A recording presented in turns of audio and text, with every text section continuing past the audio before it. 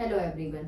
Today we are present here with our next topic, that is about respiration in human being. Respiration. We all know that respiration is one of the most important part of human, animals and plants too.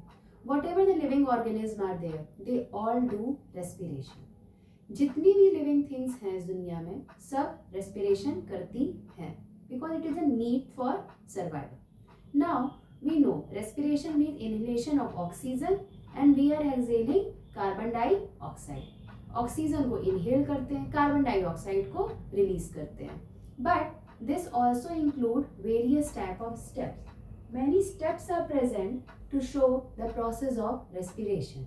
When we talk about respiration, so respiration also helps in production of energy because it breaks down the complex food into simpler form. It helps in this burning process leads to the energy secretion. Now, what are the processes that are taking place inside the human body?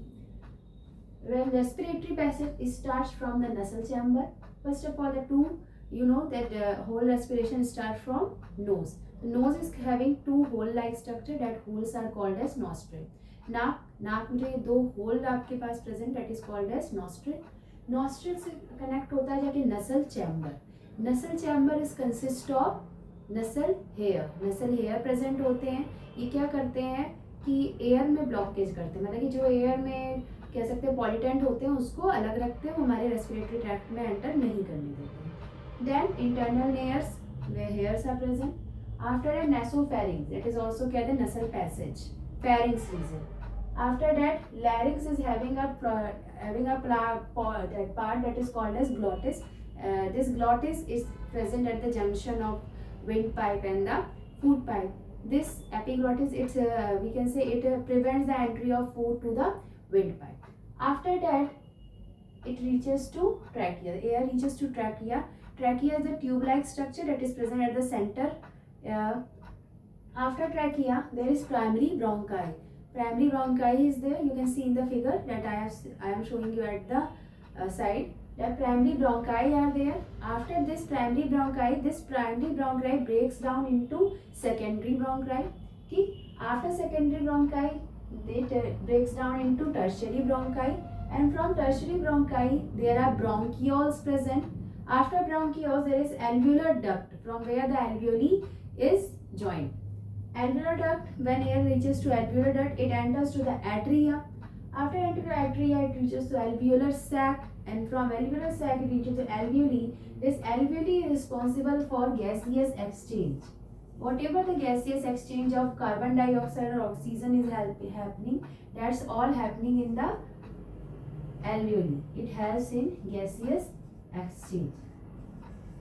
The simple air enters to the nasal chamber, then it enters to the internal layer. After it passes to the nasopharynx. From there it reaches to the glottis, the part of the larynx. Then it reaches to the trachea. Trachea breaks down into several parts, that is called a primary bronchi. Primary bronchi again breaks down into secondary bronchi.